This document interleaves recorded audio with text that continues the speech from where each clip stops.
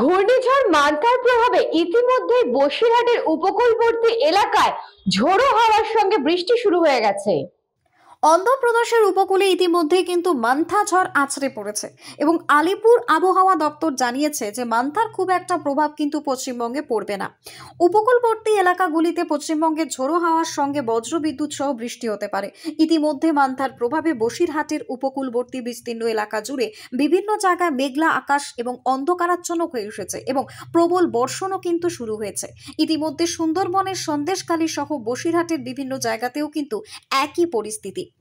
মূলত মান্থা আছড়ে পড়ার ফলে কিন্তু বা আছড়ে পড়ার পর কিন্তু ধীরে ধীরে সমুদ্র উত্তাল হয়েছে। পাশাপাশি রাজ্যের দীঘা সহ বিভিন্ন উপকূল যে এলাকাগুলো রয়েছে এবং সীমান্ত থেকে সুন্দরবন বেশ কিছু জায়গায় কিন্তু তার প্রভাব পড়েছে এবং তার জন্য ইতিমধ্যে কিন্তু একদিকে প্রশাসন এবং অন্যদিকে কৃষকরা কিন্তু সবজি ফসল ঘরে তুলতে শুরু করেছেন এবং ধান চাষিরা কিন্তু রীতিমতো চিন্তাতেও রয়েছে। মূলত যে সমস্ত নদীমাতৃক এলাকাগুলো রয়েছে সেই সমস্ত নদীমাতৃক এলাকার মধ্যে কিন্তু ইতিমধ্যেই তোড়জোড় শুরু হয়ে গিয়েছে।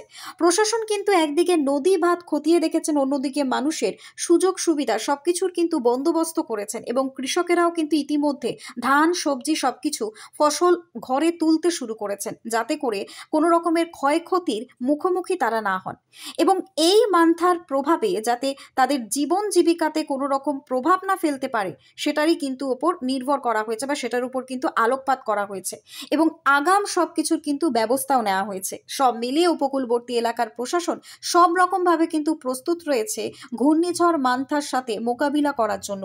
যদিও হাওয়া অফিস জানিয়েছে যে পশ্চিমবঙ্গে ঘূর্ণিঝড়ের তেমন কোনো প্রভাব পড়বে না, তবে উপকূলবর্তী জেলাগুলিতে কিন্তু বজ্র বিদ্যুৎ সহ বৃষ্টি এবং সঙ্গে ঝোড়ো হাওয়া বইতে পারে। খুব বিপজ্জনক আছি কেন এই ঝড়টা আমাদের খুব, এর আগে তো আমফান অনেক ঝড় এসেছিল, সেগুলোর থেকে এটা হচ্ছে ভয়ঙ্কর ঝড় আসছে, তার জন্য ভীষণ আতঙ্কে আছি আমরা। আবহাওয়া খুব খারাপ দেখছি, হ্যাঁ বৃষ্টি হচ্ছে, অন্ধকার করে আসছে, আকাশ মেঘলা, বৃষ্টি হচ্ছে, ঝোড়ো হাওয়া আছে।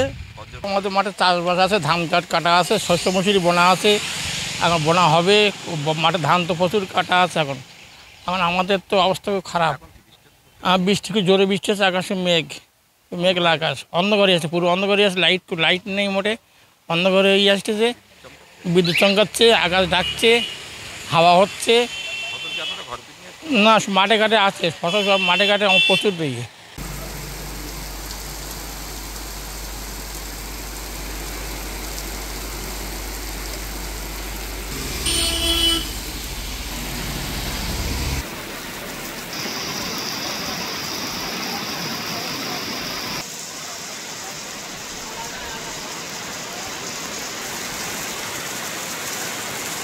Bureau Report, News Bongo Time.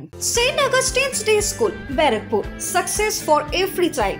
Admission open 2026 to 2027. Contact number 900793 4555.